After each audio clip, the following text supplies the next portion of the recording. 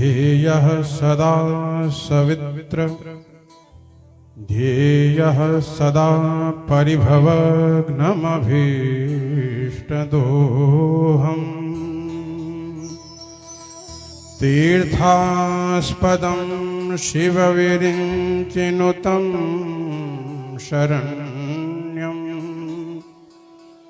भृत्यार्तिहं प्रणतपालभवाधिपोतम् वन्दे महापुरुषते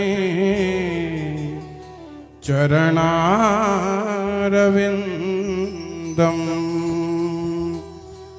वन्दे महापुरुषते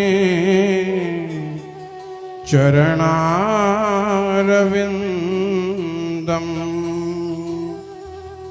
आद्यन्तमङ्गलमजातसमानभावम्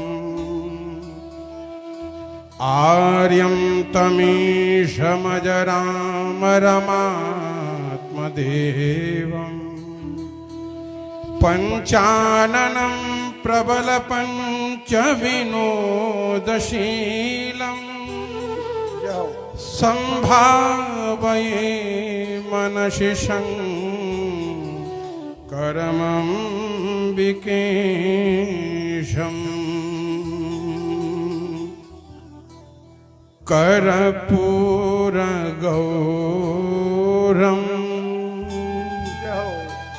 करुणावतारम्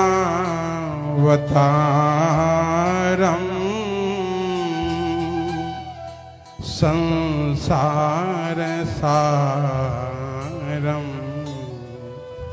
भुजगेन्द्रहारम्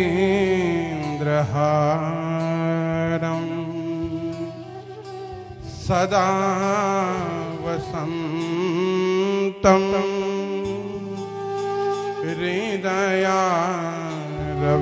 हृदयारविन्दे भवं भवानी सहितं नमामि भवं भवानी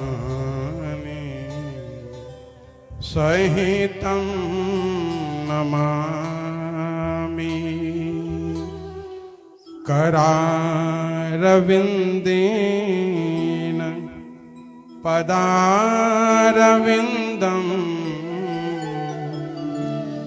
मुखारविन्दे विनिवेशयन्तम् वटस्य पत्रस्य पुटेशयानम् बालं मुकुन्दं मनसा स्मरामि बालं मुकुन्दं मनसा स्मरामि। सर्वप्रथम मेरे परमाराध्य भगवान श्री केदारेश्वर के श्री चरणों में दास का दंडवत प्रणाम। भगवान श्री कृष्ण की वांगमय मूर्ति श्रीमद् भागवत जी के श्री चरणों में दंडवत प्रणाम करते हुए मेरे पूज्य गुरुदेव व्यास पीठ पे विराजमान पूज्य आचार्य श्री के चरणों में दास का दंडवत प्रणाम। मेरे साथ आए हुए केदारनाथ मंदिर के अधिकारी हमारे बड़े भाई श्री प्रदीप श्रीमाल जी को प्रणाम करते हुए हमारे गुरु भाई श्री सुधाकर उनियाल जी के श्री चरणों में बारंबार प्रणाम करते हुए पूज्य आचार्य वृंदों के श्री चरणों में प्रणाम करते हुए जो हमारे संगीतज्ञ हैं उनको भी बारंबार प्रणाम करते हुए मंडप पे आवाहित सभी देवी देवताओं को प्रणाम करते हुए गुरु जी ने मुझे 2 शब्द कहने को कहा है, लेकिन मैं मूढ़ अज्ञानी अकिंचन गुरुदेव के सामने में कुछ बोलने के लिए मेरे होंठ लड़खड़ा रहे हैं, क्योंकि सूर्य को प्रकाश दिखाना असंभव है। और हम और आपका ये बड़ा सौभाग्य है कि आज हम पूज्य गुरुदेव के श्री मुख से कथा श्रवण कर रहे हैं। और मेरा भी ये पहली बार है जो सीधे प्रसारण से मैं आज गुरुदेव के श्री चरणों में बैठकर कथा सुन रहा हूँ। मेरी ये योग्यता नहीं है कि मैं गुरुजी के पास में इस चेयर में बैठकर के कथा सुनूं, लेकिन गुरु प्रसाद होता है। जिस प्रकार विश्वामित्र जी लक्ष्मण और श्री रामचंद्र जी के साथ सीता स्वयंवर में गए थे, तो उनको भी वही स्थान प्राप्त हुआ जो विश्वामित्र जी को प्राप्त हुआ। ये गुरु प्रताप है। गुरु प्रताप से आप रंक से राजा बन सकते हैं, गरीब से धनी बन सकते हैं और जीव से शिव बन सकते हैं। ये गुरु प्रताप है। हम सबका परम सौभाग्य है। ये बहुत साधारण बात नहीं है कि आज पूज्य गुरुदेव बद्री वन से आकर आपके यहाँ बुलंदशहर में इस कथा गंगा को प्रवाहित कर रहे हैं। गुरुजी साधारण व्यक्ति नहीं है। हम जानते हैं किस प्रकार आजीवन श्रीमन नारायण के श्री चरणों में आजीवन अनवरत रूप से सेवा की, और जो अनुष्ठान का प्रताप है उनके जीवन में आज बुलंदशहर में आपके नगर में वो कथा गंगा को प्रभावित कर रहे हैं। यह आपका सौभाग्य है, हमारा सौभाग्य है। तो साक्षात इस कलयुग के वेद व्यास जी, हम इनको कहें तो कोई अतिशयोक्ति नहीं होगी। ज्यादा बोल गया। वो आप नहीं जान सकते प्रभु, लेकिन आपने इस विश्व को क्या चीज दी है वो आपके सभी भक्त जानते हैं। इसको कहने की आवश्यकता नहीं थी, लेकिन एक बात है, आपके चारों तरफ कथा रूपी गंगा तो बह रही है, लेकिन आपके सर के ऊपर अमृत वर्षा हो रही है गुरु जी के श्री मुख से जो कथा सुन रहे हैं।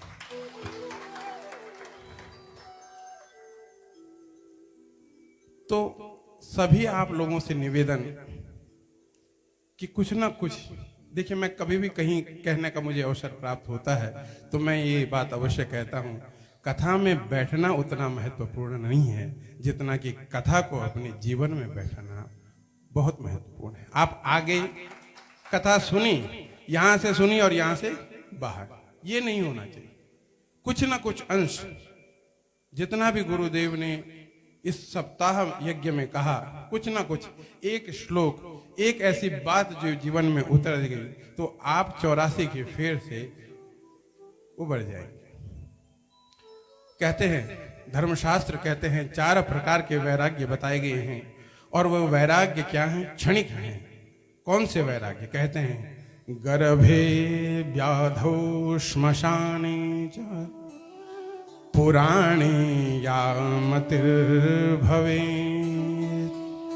सा यदि स्थिरतां याति को न मुच्येत बंधनात्। 4 प्रकार के वैराग्य, लेकिन क्या है वो वैराग्य? क्षणिक हैं। कौन से वैराग्य? गर्भे, जीव जब माता के गर्भ में रहता है तो उसको इतनी पीड़ा होती है, इतना कष्ट होता है, वो सोचता है कि मैं इस नरक से कब बच पाऊं। लेकिन जब संसार में उसका जन्म होता है, वो माया के फेर में जब बनता है तो वो माया के चक्कर में फंस करके उसको लगता है इस संसार से बड़ा कुछ है नहीं।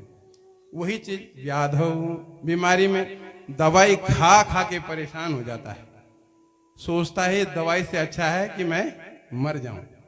लेकिन फिर उसकी तबीयत ठीक होती है, माया में फंसता है, फिर से वही चक्कर, ये तेरा ये मेरा।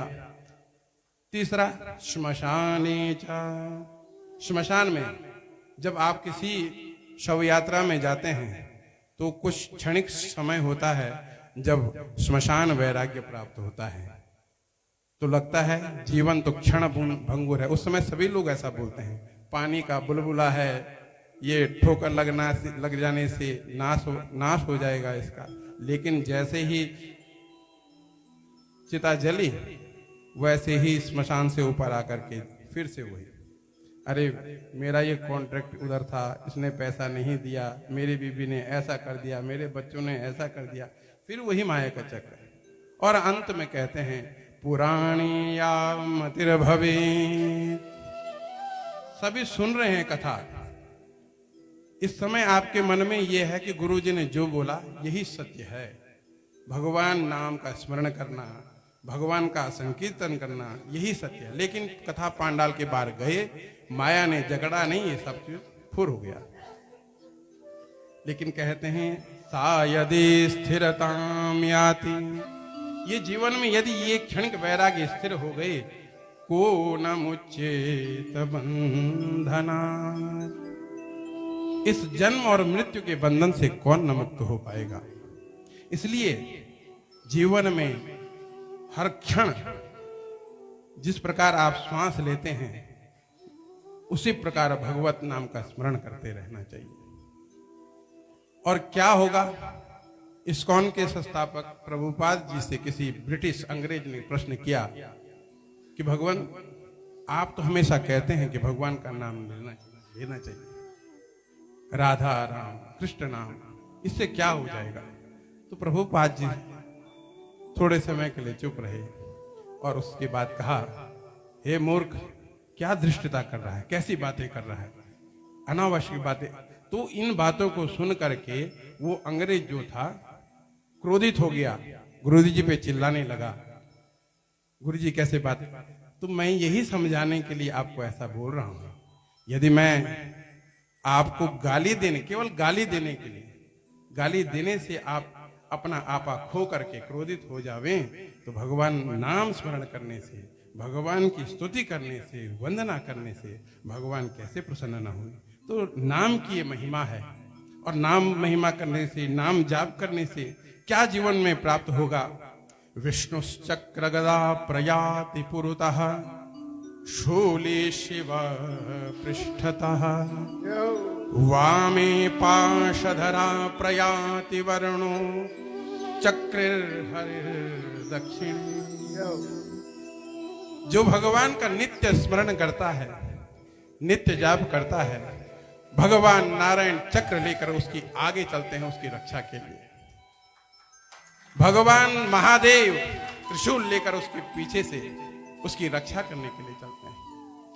वरुण पाश लेकर के बाएं भाग में उसकी रक्षा के लिए चलते हैं, दाएं भाग में इंद्र स्वयं वज्र लेकर उसकी रक्षा करने के लिए चलते हैं। इसलिए नाम की महिमा है। कलयुग केवल नाम आधार।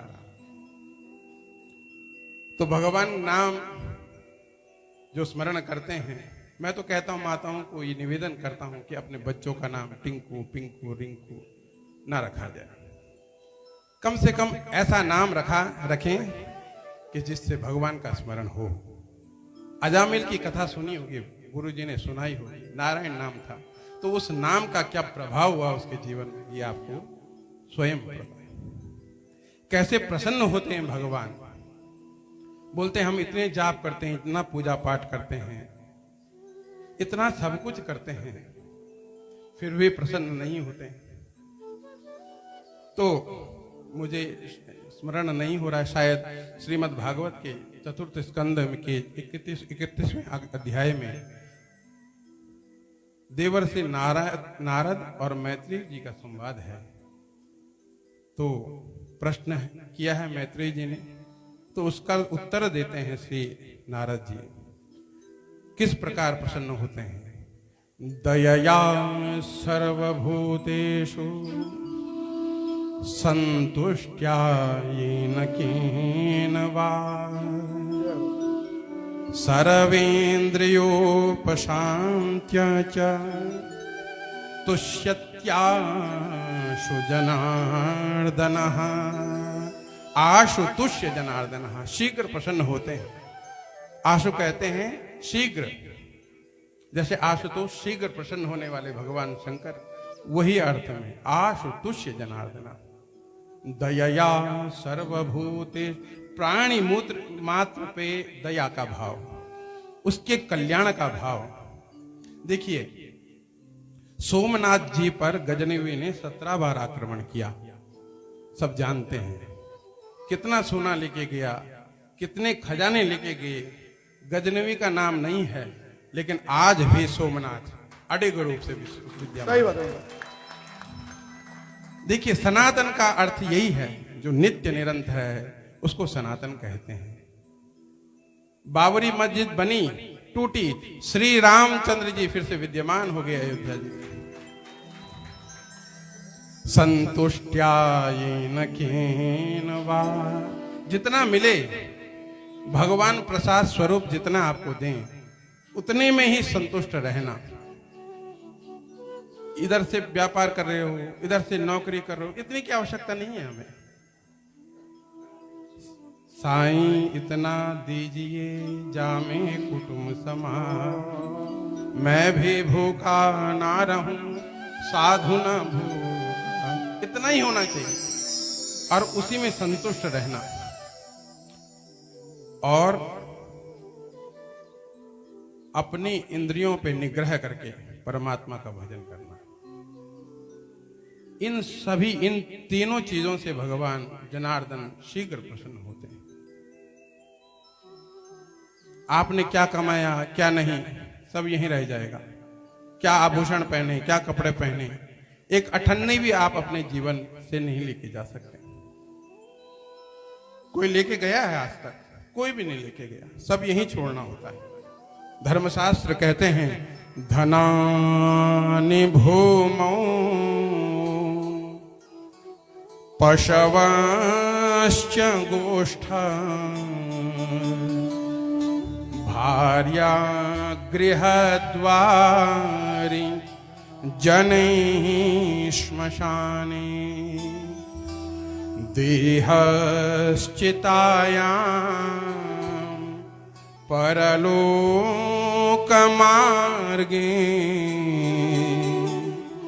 धर्मानुगो गच्छति जीव एकः